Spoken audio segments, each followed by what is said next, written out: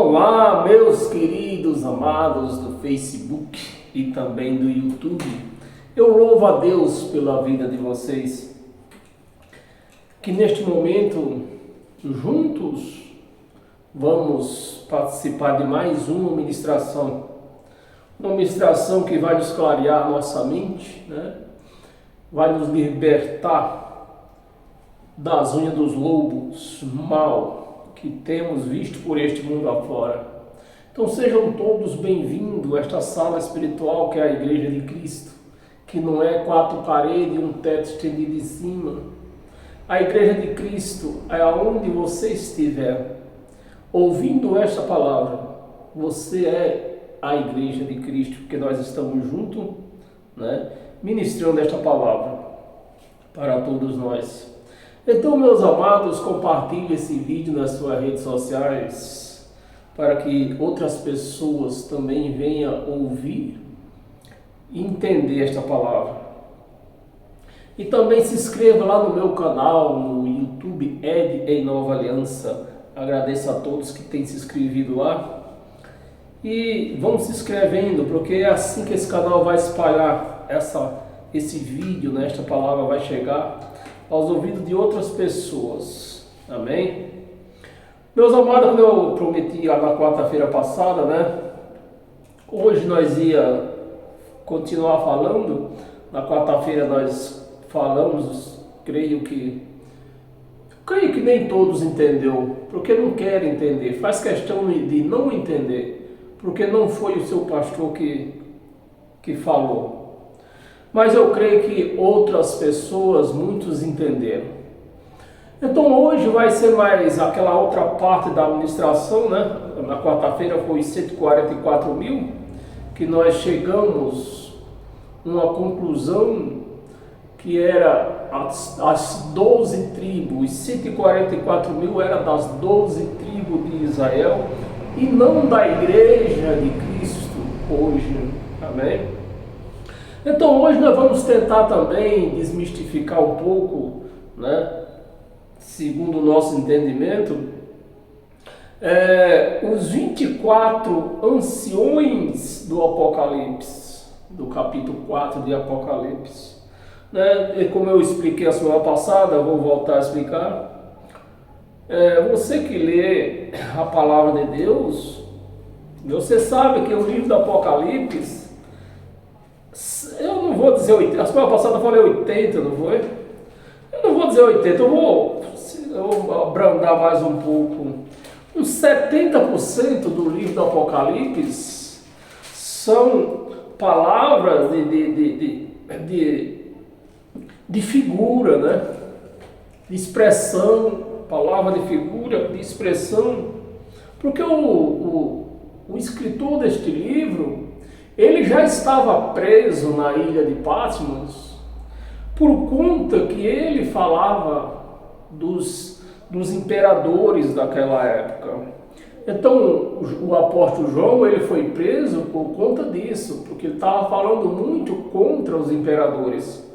E o imperador Nero, que é uma das bestas do Apocalipse, mandou prender ele lá. Porque, na verdade, Nero, ele não queria prender o apóstolo João. Nero mandou matar, mas não conseguiram matar o apóstolo João. Porque tinha uma profecia, para você ver o poder da profecia, o que é uma profecia. Tinha uma profecia em cima do apóstolo João, que ele ficaria para ver a volta de Jesus, que aconteceu no ano 70, que os pastores se faz de sonso para não explicar isso à igreja, porque se eles explicam isso à igreja, vai libertar a igreja, Então hoje nós vamos em cima dessa simbologia do Apocalipse, respeitando essa simbologia. Nós sabemos que pouca coisa aqui é literal, o resto é tudo uma simbologia, uma palavra, são palavras de expressão.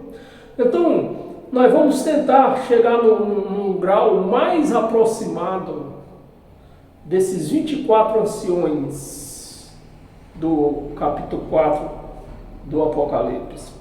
E para nós iniciar, né, o título é esse, o mistério dos 24 anciões, Apocalipse 4. Então abra a sua Bíblia aí no livro de Apocalipse 4. Abra a sua Bíblia e abra a sua mente, senão eu vou estar perdendo meu tempo aqui.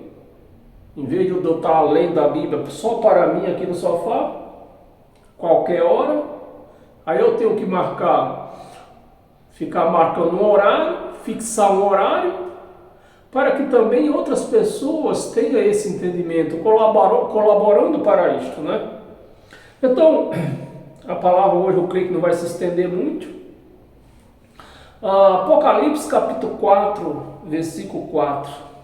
Vamos ver o que está escrito. Ao redor do trono há também 24 tronos. Ao redor do trono há também 24 tronos, né? E assentados, você vê, você já começa a entender, só para nós entrar nesse estudo com um pouco de uma mente aberta, você vê que o apóstolo João, ele está tendo uma visão já não é uma realidade, né? Uma visão é uma visão, não é nada real, não é nada físico. Uma visão não é física, é tipo um sonho que a gente tem. Então João, tendo esta visão, o anjo mostrando essa visão para ele, perdão que eu estou meio gripado,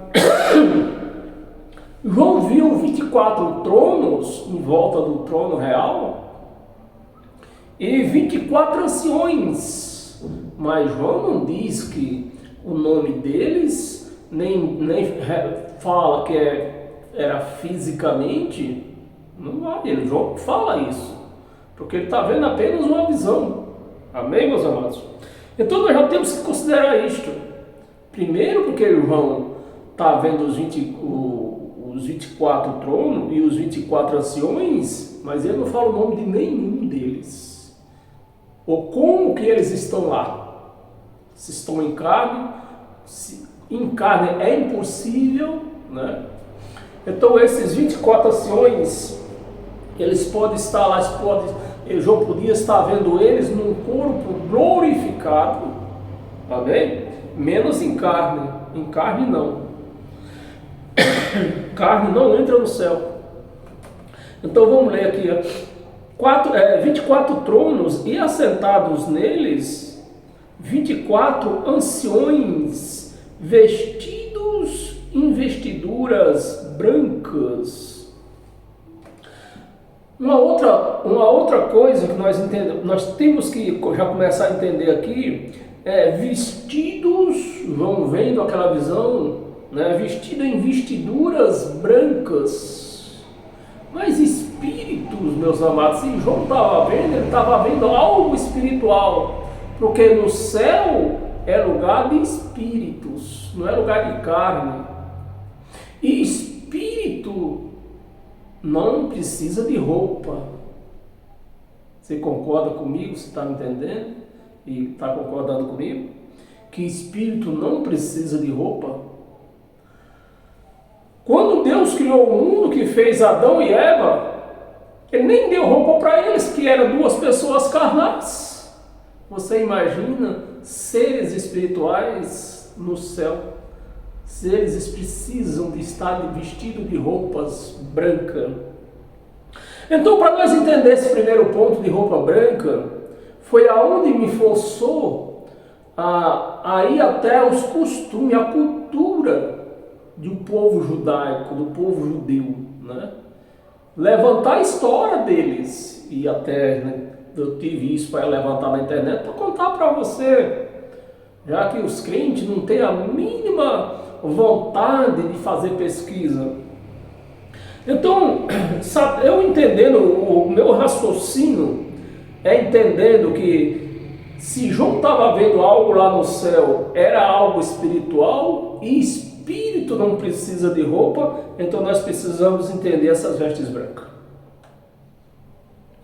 As vestes brancas, meus amados, e você vai entender um pouco mais para frente, quando nós ler mais.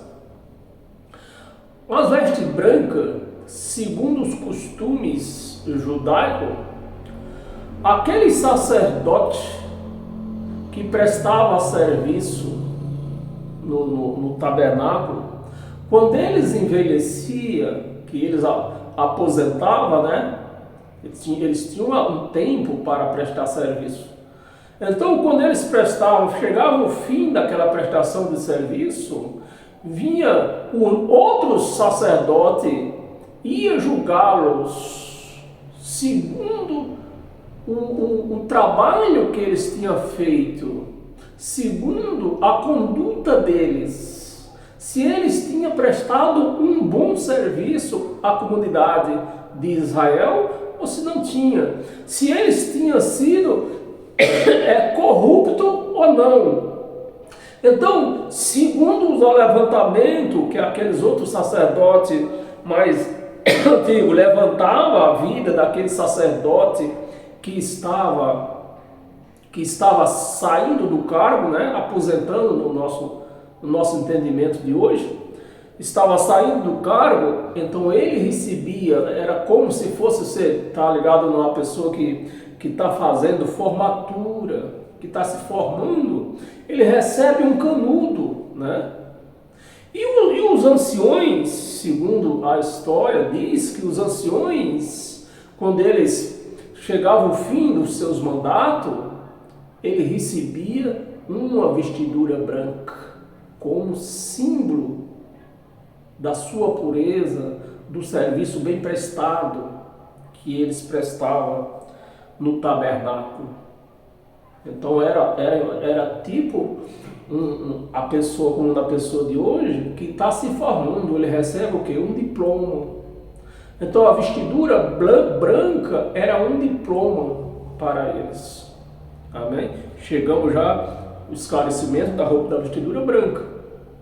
E para isso, já que a Bíblia, o livro de Apocalipse não fala sobre isto, então quando nós temos dificuldade para entender uma certa passagem importante que nós lemos, não só no livro do Apocalipse, mas em toda a Bíblia, para nós chegar num ponto mais aproximado, o que é que nós temos que fazer? Um paralelo com o costume daquele povo, com a cultura daquele povo. E fazendo este paralelo, foi aonde eu descobri que os sacerdotes que deixavam o seu trabalho, aqueles que prestaram um bom serviço, recebia como diploma uma veste branca. Amém? Como símbolo de pureza, o sacerdote foi puro no seu trabalho. Entendemos essa parte? Então vai vir outras partes aqui que nós precisamos também entender. Através de como nós vamos entender? Fazendo o mesmo paralelo, indo lá na cultura deles, tá? Não é na nossa cultura, mas infelizmente os pastores querem comparar com a nossa cultura. Aí deixa a crente todo mundo doido aí, ó. Só se vê crente doido aí. Tem um lá no meu trabalho que eu chamo ele de perturbado, eu chamo na cara dele, olha, isso aí é um perturbado. Eu estava lendo o versículo 4, né? Que por enquanto é só o versículo 4 mesmo. Também vi 24 anciões assentados e 24 anciões vestidos de vestiduras brancas, ou seja, homens que prestaram um bom serviço, né? Em cujas cabeças estão coroas de ouro. Coroas de ouro. Anciões, essa palavra ancião também, ela nos traz a lembrança de quê? De pessoas idosas, pessoas de pessoas antigas. É a terminologia da palavra ancião. Tanto é que há igrejas por aí, religiões por aí, que eles não usam a terminologia de pastor. Eles usam a terminologia de ancião, que é a igreja Testemunha de Jeová. Na igreja Testemunha de Jeová não tem pastor. O que é que tem lá? Ancião. Ancião, né? De um adjetivo de pessoas idosas, né? Pessoas respeitadas. Então traz a palavra ancião, carrega esse peso aí, né? E também, só que aí você pega eles no pulo, porque eles falam que, pelo menos nessa ideia, eles são igual à igreja adventista do sétimo dia. Que na igreja adventista do sétimo dia acha que o mundo vai acabar, né? Esse é o pensamento deles. O mundo vai acabar. Aquelas pessoas, tipo os pastores, na Testemunha de Jeová, é os anciões, os pastores. Lá não é pastor, é ancião. No Adventista é pastor. Então, quando o mundo acabar, eles creem assim, né? Que os pastores vão viver lá no céu. E os membros aqui na terra. É a mesma situação da igreja Testemunha de Jeová. E nem podia ser muito diferente, porque uma saiu da outra, né? Uma é cria da outra. Então nem podia ser muito diferente. Então, meus amados, aí a gente pega eles no pulo, por quê? Principalmente a Testemunha de Jeová. Dá para se ter uma ideia, desde o tempo que foi criada essa igreja Testemunha de Jeová, quantos anciões não já passou por lá? Você tem ideia de quantos mil anciões não já passou por ela? Mas a palavra está dizendo aqui que é 24 só. Então nós já vemos que a Testemunha de Jeová está o quê? Perturbado. Perturbado com esse negócio de ancião. Perturbado. Então, meus amados, nós precisamos entender isso, né? Que ancião é uma pessoa antiga. Vamos ler um pouco de Mateus 24, para ver se nós entendemos melhor. Mateus, capítulo 24.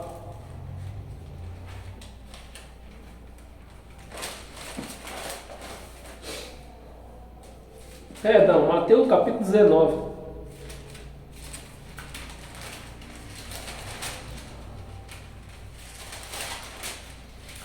Mateus capítulo 19, no versículo 27 e 28. Vamos ver o que é que diz aqui. Versículo 27. Então lhe falou Pedro: eis que nós tudo deixamos e te seguimos. E que será, pois, de nós? 28. Pois lhe respondeu Jesus, né? Ele respondeu. Pois lhe respondeu: em verdade vos digo que os que me seguiste, vós que me seguiste, quando a regeneração do Filho, a regeneração do Filho, ou seja, quando o Filho voltasse, né? Quando ele voltasse, na regeneração do Filho do homem, né? Não foi, isso aqui não está a regeneração de Cristo, o Espírito, está do homem, do carne, aquele que andava pelo deserto. Aqui não se fala de Espírito, está se falando de homem e carne, Jesus de Nazaré. Regeneração do Filho do homem se assentar, né? Quando ele se assentar lá, que ele subiu aos céus, se assentar no trono da sua glória, também vós, presta atenção, meus amados, você pega o conjugamento da palavra, isso aqui é Jesus quem está falando. Ele está falando com quem? com os apóstolos. Está dizendo, eu vou subir, vou sentar lá no trono, vou descrever o que eu fiz aqui na terra, né? Prestar conta do que eu fiz, que os pecados foram resgatados, aqueles pecados foram anulados, eu levei tudo na cruz, eu paguei o preço de tudo. Então ele está dizendo aqui, o Jesus de Nazaré, também vós quem? Eu, você, que nem se prega dentro das chamadas igrejas? Não, também vós, os apóstolos, também vós, os apóstolos, também vós assentareis, presta atenção no conjugamento da palavra, para nós chegar num esclarecimento mais próximo, já que a Bíblia ela não relata exatamente, né? Então é preciso nós buscar ler isso aqui, essas partes, às vezes até parte da história de Israel. Aí Jesus está dizendo, quando eu for para a glória, no dia do meu julgamento, vai sentar lá quem também? Também vós. Vós quem? Os 12 apóstolos. Assentareis em 12 tronos. Assentareis em 12 tronos. Só lá no Apocalipse é que se fala 24. Então aqui nós dá para nós ter assim um ligeiro entendimento que 12 tronos daqueles que João viu numa visão, 12 de quem eram os que estavam sentados lá nesta visão de João? Os 12 apóstolos. Ele está dizendo aqui, ó, também vós assentareis em 12 tronos. Eram 12 apóstolos. Um se suicidou-se, mas foi levantado outro no lugar dele. O Matias, né? O apóstolo Matias. Pouquíssimas vezes, assim, uma ou duas, 3 vezes no máximo, a Bíblia fala de Matias. Mas foi levantado do lugar daquele que se suicidou-se, Judas. Então, está dizendo aqui, ó, assentareis em 12 tronos, que era 12 apóstolos, 12 tronos. Aí, se eu ler o versículo 28, para nós terminar o vídeo, já estamos terminando. 12 tronos, para julgar, olha ali, para julgar. Então, os 12 apóstolos, era quem ia julgar, né? Os 12 apóstolos, mais 12, falta 12 aqui. Aqui está... Dá no entender, que no entendimento até muito claro, né? A palavra não diz 100% que era os 12 apóstolos, porque a palavra só está dizendo também vós, mas aí que é o pensamento, aqui o nosso entendimento, a nossa mente vai trabalhar, o nosso raciocínio vai trabalhar, e vamos entender que tinha 12 apóstolos. E ele está dizendo também vocês 12 apóstolos, sentareis em 12 tronos para julgar quem? A igreja dele? É isso? Eu sempre gosto de mandar você abrir a Bíblia para você ir lendo comigo, para depois não falar, não, você falou besteira, você não sabe o que é que está falando.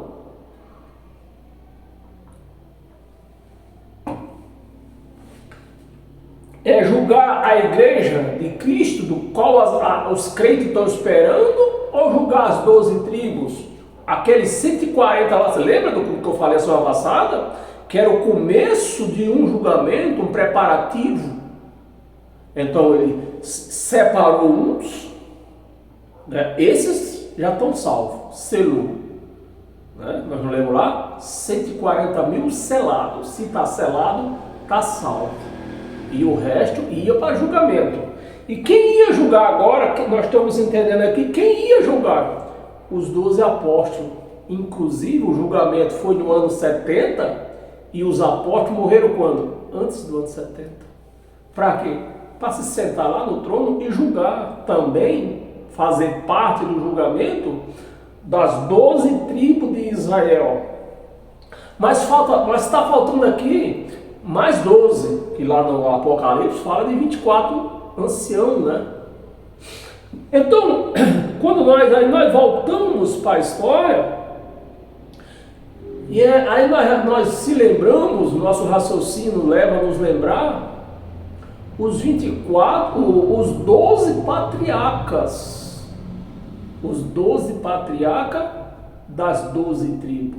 Aí completa os 24 anciões, os 12 apóstolos, junto com quem? Com os 12 patriarcas das 12 tribos de Israel. Aí nós chegamos numa conclusão assim, né?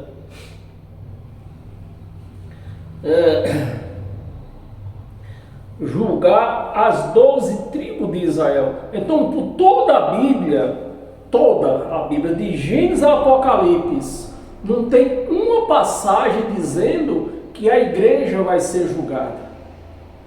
Por toda a parte da Bíblia que se fala em julgamento, está direcionada o Velho Testamento, o povo judeu que vivia lá no Velho Testamento.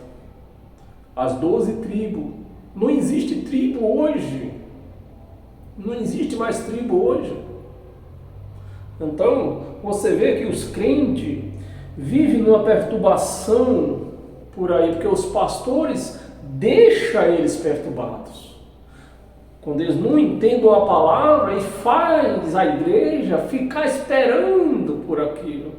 Uma coisa que não foi escrita para eles, foi escrita para 12 tribos de Israel, e isso já se cumpriu. Nem tribo existe mais, nem tribo. O fim das tribos foi no ano 70, onde foram mortos, desabou tudo. Não existe mais, deixou de existir tribo, deixou de existir templo, deixou de existir sacerdote, deixou de existir sacrifício, deixou de existir tudo. Mas os pastores se faz de sonso e prega para a igreja que tudo isso tem que ter e que vai vir esse julgamento. Para quê? Para prender a igreja dentro do local chamado igreja. Amém, meus amados? Abra a sua Bíblia, vamos ver o que Paulo achou disso aqui. Moisés. Abra a sua Bíblia em 1 Crônica. 1 Crônica, capítulo 24.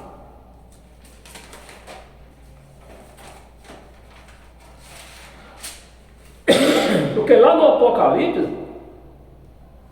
você vê que quando você faz um paralelo, você se acha em todas as complicações do livro de Apocalipse. Você vê que no assentar, no desenvolver, né? no firmamento, que eu acho que é a palavra certa, no firmamento da antiga aliança que Deus fez com Moisés, no dia desse firmamento, houve trovão, houve relâmpago, houve tudo. E cada nova aliança, onde ia firmar a nova aliança, e aconteceu o que? A mesma coisa. Trovão, relâmpago, né? Tudo isto, você vê no firmamento. Vamos entender? 1 Coríntios, 1 Crônica, capítulo 24, do 1 ao 28.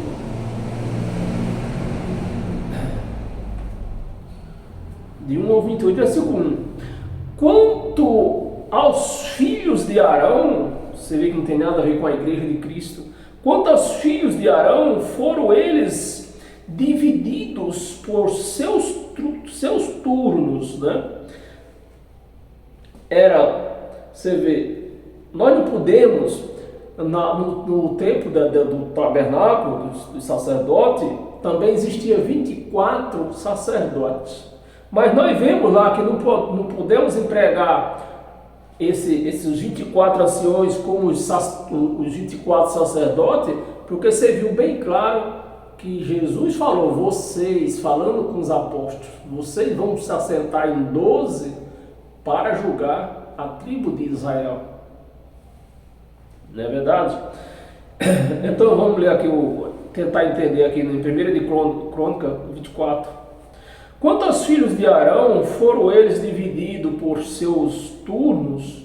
Filhos de Arão, Nadab, Abiú, Eleazar, Itamar, Nadab, né? Nadab, eu já li isso aqui? Já. Peraí, tem 2 Nadab? 2 Nadab aqui, está dizendo. Nadab e Abiú morreram, tá certo, agora entendeu. Nadab e Abiú morreram antes de seu pai. E não tiveram filhos. Eleazar e Itamar oficiavam como sacerdote. Davi com Zadok, dos filhos de Eleazar, e com Aimeleque, dos filhos de Itamar, os dividiu segundo seus deveres no seu ministério. 4. E achou-se que era mais os filhos de Eleazar entre os chefes de família do que os filhos de Itamar.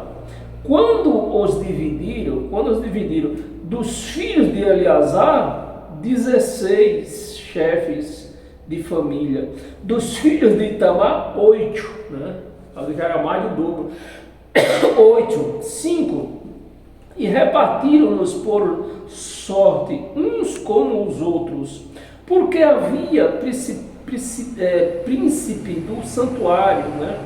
Havia príncipe do santuário, ou seja, os primeiros, príncipe do santuário e príncipe de Deus, tanto nos filhos de Eleazar como nos filhos de Itamar. 6. Semaias, escrivão, filho de Natanael, levita, registrou-os na presença do rei,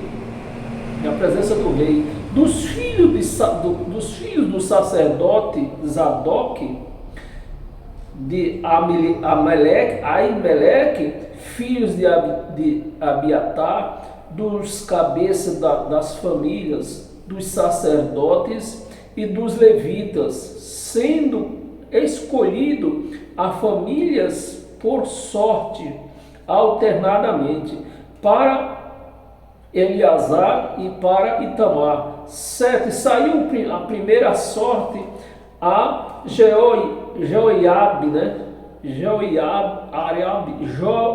Jeoirabe, eita, nome danado. A segunda a Gedaias.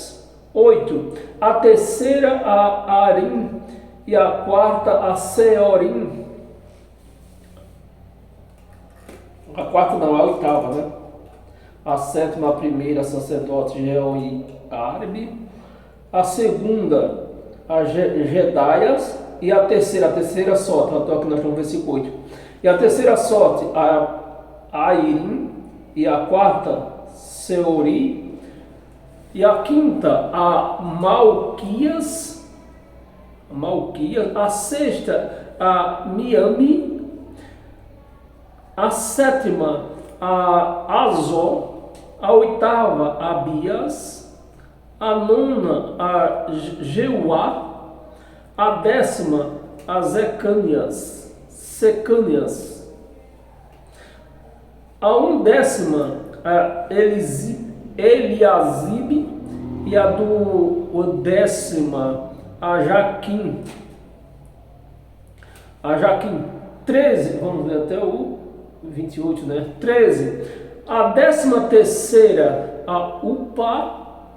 A 14ª, a Jezebeabe. A 15ª, a Bilga. E a 16ª, a Imê. A 17ª, Ezi, e a 18ª, a Apies, e a 19ª, a Petaias, e a 20ª, a Ezequiel. A 21ª a Jaquim, e a 22ª a Galmur, e a 23ª a Delaias, e a 24ª a Maazias, o oficial destes. No seu ministério era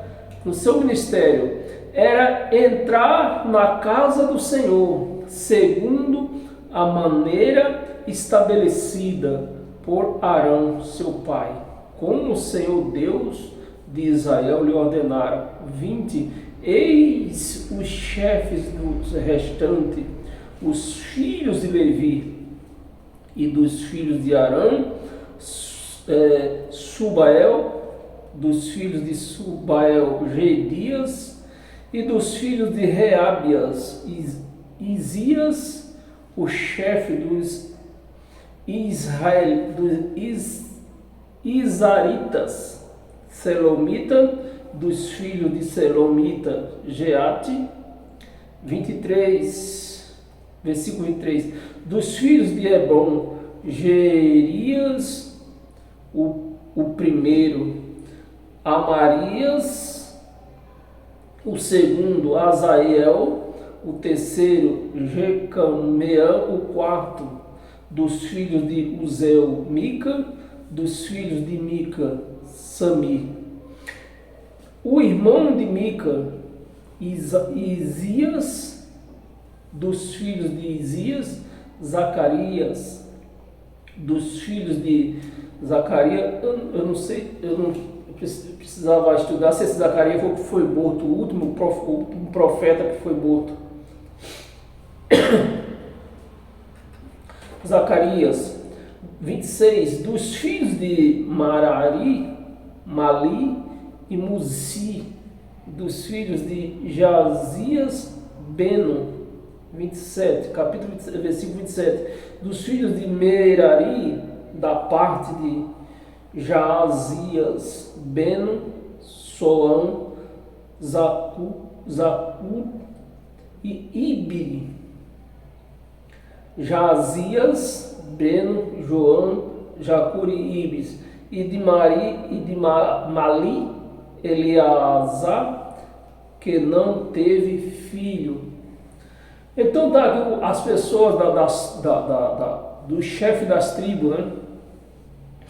Então nós não podemos imputar os 24 anciões só das tribos, porque o próprio Jesus falou, explicou aqui, né? Lá no livro de Mateus, que eles iam sentar em 12, os 12 apóstolos iam sentar-se em 12 tronos.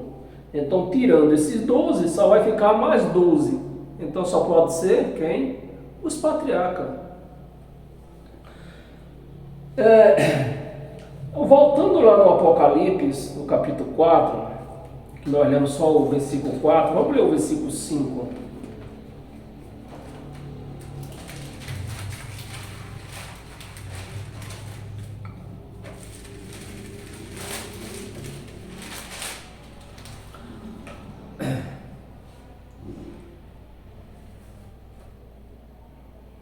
Nós lemos o versículo 4. Versículo 5. No trono, do trono, lembra que eu falei do relâmpago, quando Deus firmou a velha aliança com Moisés, aconteceu essa mesma passagem aqui. Essa mesma passagem. Do trono sai relâmpago, ou seja, do trono sai relâmpago, vozes e trovões. O que a turma ia fazer no trono? Julgar.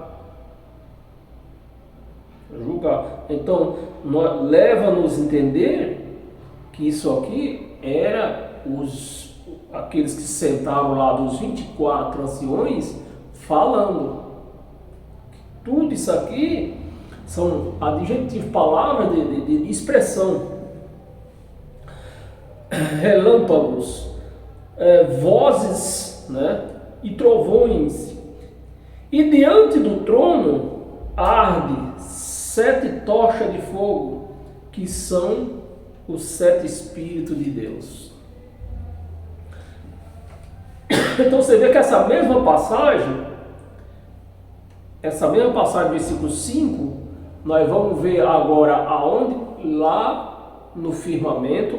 Aqui era Deus julgando, né, o povo de Israel, aonde ia ser firmado a nova aliança, porque não tinha sido firmada ainda.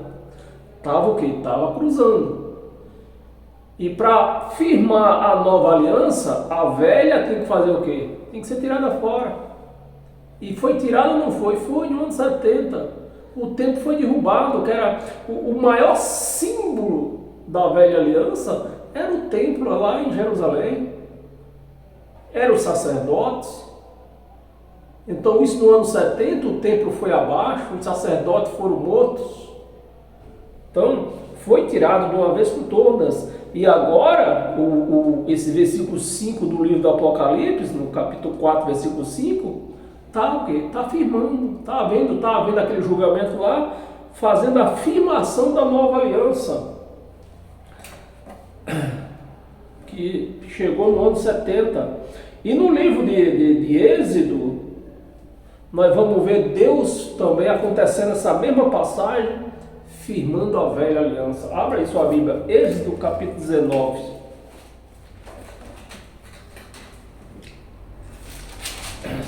Já estamos terminando, falta 3 passagens já.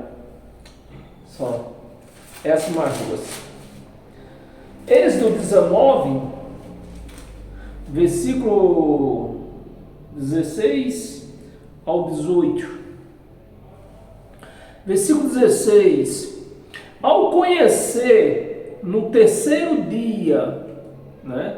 No terceiro dia, quando Moisés subiu ao monte, ao amanhecer, eu falei conhecer, amanhecer. Ao amanhecer do terceiro dia, houve trovões, relâmpago. É a mesma passagem do Apocalipse, capítulo 4, versículo 5, não é? É. Aqui está se firmando o quê? A velha aliança. No capítulo, lá no versículo 5, está se firmando o quê? A nova aliança. Houve trovões, relâmpago e uma espessa nuvem sobre o monte e muito forte clamor de trombeta, de maneira que todo o povo que estava no arraial se estremeceu. Então, essa aliança aqui foi firmada na terra, né? Tudo isso aqui foi lá no pé do monte, aconteceu no pé do monte, todo mundo vendo, porque era uma aliança física, terrena. Mas lá no Apocalipse está se tratando do quê? De uma aliança espiritual que não pode ser feita aqui nessa terra. Foi feita onde? Lá no trono. Foi decidido lá, porque é uma aliança espiritual. No arraial e estremeceu. 17. E Moisés levou.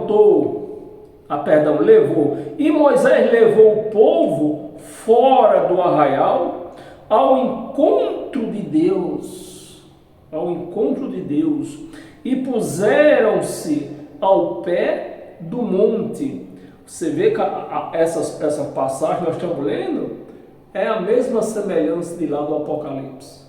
Aqui, um assentamento, né, de uma aliança física que era a velha aliança. Tudo era físico na velha aliança. Foi o caso que, para Deus vir aqui na terra, ele teve que se fazer o quê? Físico. Teve que arrumar um corpo para vir nessa terra, porque ele vinha no reino de coisa física. E eram essas coisas físicas que a velha aliança dizia que ia acabar. Não era o mundo. Quem diz que o mundo vai acabar é esses perturbados aí. Esses perturbados aí que andam dizendo que o mundo vai acabar. Mas a Bíblia aqui nunca falou que o mundo vai acabar. O que ia acabar eram as coisas físicas da antiga aliança. Isso que ia acabar. Versículo 18, né? Versículo 18, nós vamos ler só até o 18. Versículo 18. E todo o monte Sinai, ó, o monte Sinai fumegava, porque o Senhor desceram sobre a ele em fogo. Desceram ele sobre em fogo, e a sua fumaça subiu como fumaça de uma fornalha. E todo o monte gemia grandemente. E todo o monte gemia grandemente. Eu vou ler o 19, estou achando bonito, engraçado isso aqui, né? Gemia grandemente, versículo 19. E o clamor de trombeta. Você vê que a mesma coisa estava acontecendo lá no Apocalipse. O firmamento de uma nova aliança. Aqui era o firmamento da velha. E lá, o firmamento da nova. O clamor da trombeta ia aumentando cada vez mais. Moisés falava, e Deus lhe respondia no trovão. Deus respondia no trovão. A voz do trovão, que era essa simbologia, o trovão aqui está simbolizando o quê? A voz de Deus. Eu nem vou ler mais, senão nós vamos ficar o resto da noite aqui. É só você ler na sua casa, você tem muito tempo, né? A ler com a mente aberta, respeitando data, costumes, né? Cultura, para quem foi escrita, para quem não foi escrita, que você vai chegar facilmente no conhecimento que temos que chegar. Amém? E pararmos de ser criança, pararmos de ser idiota, pararmos de ser criador de vagabundo, sustentar vagabundo, né? Parar com essas coisas. Abra sua Bíblia em Hebreus, tem mais duas passagens em Hebreus.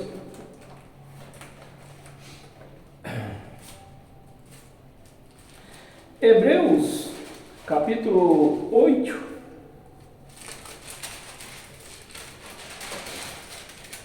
Um versículo só, versículo 13.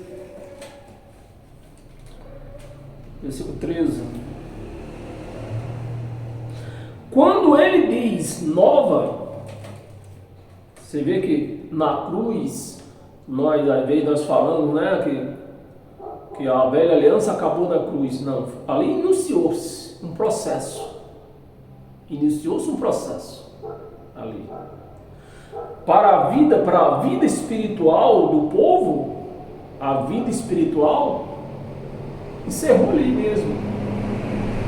Então, tudo que aquele povo fazia que espiritualmente era um pecado, para Deus já não era mais. Na cruz já não era mais. Mas continuou o quê? A parte física. Os sacrifícios, os dízimos, os batismos, as oblações, tudo é físico? Tudo é físico. Então isso continuou por quê? Até porque eles não entenderam, né? E não era para entender mesmo, não era para entender. Então, meus amados, isso é bom para nós chegar a esse entendimento, né? E saímos das mãos dos lobos. Estava lendo o versículo 13, né? Quando diz nova, torna-se antiquada, ou seja, não serve mais. Ela não é que ela acabou, ela só não serve mais.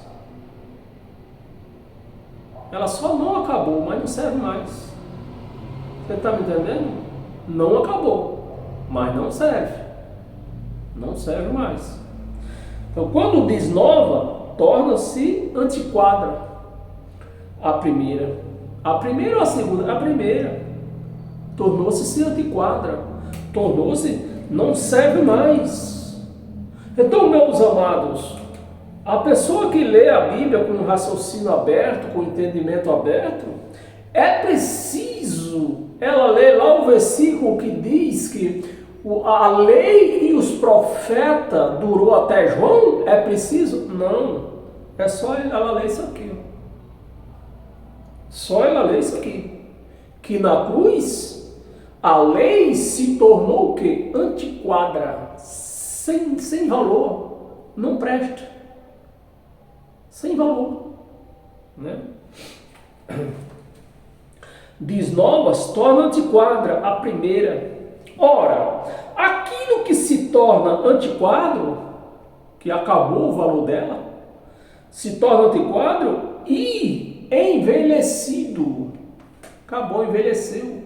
Acabou. Não presta mais. Né? E envelhecido está prestes, você vê que ela não acabou, ela não tinha passado. Entrou um processo de exterminação só. Né? Envelhecido,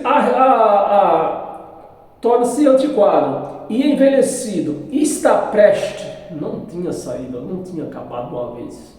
Está prestes o quê? A desaparecer. Não tinha desaparecido. Ela se tornou como é que chama a palavra? Inimprestável. Não presta mais. Não serve mais para eles. E nem para ninguém. Como que a igreja de Cristo hoje vai viver numa lei dessa que não serve para nada? Essa lei hoje ela serve para quê? Para os pastores tomarem dinheiro da igreja. Somente para isso. E isso eles não abrem mão. Disso eles não abrem mão. Porque eles são cães gulosos. Todos eles.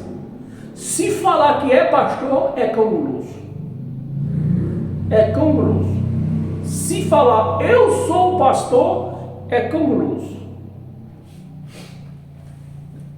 Está prestes a desaparecer. Está prestes a desaparecer. Paulo, creio que foi Paulo que escreveu esse livro de Hebreus, né? Pelo seu conteúdo. Nós conhecemos o livro pelo conteúdo, o que está escrito. Então, o que está escrito aqui no livro de Hebreu é coisa de Paulo. Então, nós cremos que foi Paulo, porque não está escrito que foi ele que escreveu. Né? Mas nós cremos que foi Paulo. E Paulo escreveu que anos aqui? No ano 67. Já tinha desaparecido? Não, mas estava prestinho de desaparecer. 3 aninhos só. Ele nem sabia que faltava 3 anos. Sabia e não sabia. Aliás, não sabia e sabia. Por quê que ele sabia? Eles tinham uma noção, mais ou menos, não era exata, mas mais ou menos eles tinham uma noção. Por que eles tinham essa noção? Porque Jesus de Nazaré disse: olha, desta geração não vai passar, que tudo isto vai acontecer. Então os anos foram passando, Paulo sabia, e os apóstolos sabiam, com uma geração que tem 70 anos, então os anos foram se aproximando, e em 67, Paulo já estava agoniado. Eita, que nós vamos ter a reunião com Jesus, com Cristo, nós vamos se reunir com Cristo, vai chegar esse dia, está chegando esse dia. Mas coitado, não sabia que no ano seguinte ia degolar ele, né? Morreu, foi degolado. Então, do ano 67 para o ano 70, estava pertinho. É o que diz a palavra aqui, está prestes a desaparecer. Chegou o ano 70, o templo foi abaixo, mataram os sacerdotes, não tem mais, quem recebia dízimo eram os sacerdotes, acabou. Então, meus amados, está aí, né? Hebreus ainda, para nós encerrar hoje, Hebreus ainda, capítulo 9, nós estamos no capítulo 8, capítulo seguinte, capítulo 9, versículo 9 e 10. Versículo 9. E isto, Paulo dizendo, e isto é uma parábola para a época presente. Presente nossa aqui, que eu estou pregando aqui, nós estamos ouvindo aqui, estou lendo e nós estamos ouvindo? Não, presente deles lá. Então nós temos que respeitar o tempo da escrita com quem Paulo está falando. Paulo está falando presente, da época deles que estão ali vivendo os últimos dias. E não os pastores fazerem a igreja hoje viver os últimos dias. Isso aí é uma canalice isso aí. Canalice isso aí, canalice, né? Os canalha que faz isso aí com a igreja. E a igreja também não se importa, não está nem aí, não quer ler Bíblia, não quer fazer pesquisa, não quer saber de nada. O pastor só falou, vamos fazer. Vamos comer Santa Ceia, vamos. E vai lá. Para que serve a Santa Ceia, pastor? Para termos comunhão com Jesus. Tá bom. Vamos comer a Santa Ceia para nós ter comunhão com Jesus. Aí como a Santa Ceia.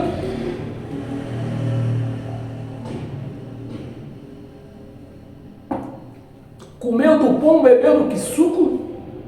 Se é para ter comunhão, não está em comunhão não? Não, daqui a 30 dias vamos comer a Santa Ceia. Que é Páscoa, né? Pô, já tá, que comunhão foi essa? Que comunhão com Cristo foi essa que eles fizeram? Que todo mês tem que fazer. Meus amados, aonde eu fui amarrar meu bode? 31 anos. 31 anos. Bem, vamos encerrar a nossa pregação. Hebreus 9, versículo 9 e 10. Isto é uma parábola para a época presente, a época que eles estavam vivendo. E segundo a esta época que eles estavam vivendo, se oferece. Aqui não está dizendo se oferecia ou que vai oferecer. Estava o quê? Estava fazendo. Eles estavam fazendo sacrifício, dando dízimo, batizando em água. Se oferece tanto dons como sacrifício. Embora estes dons que eles ofereciam, esse sacrifício que eles ofereciam, embora estes, no tocante à consciência, que o Evangelho de Cristo está na nossa consciência, está na nossa mente, a nossa consciência seja ineficaz, não vale mais.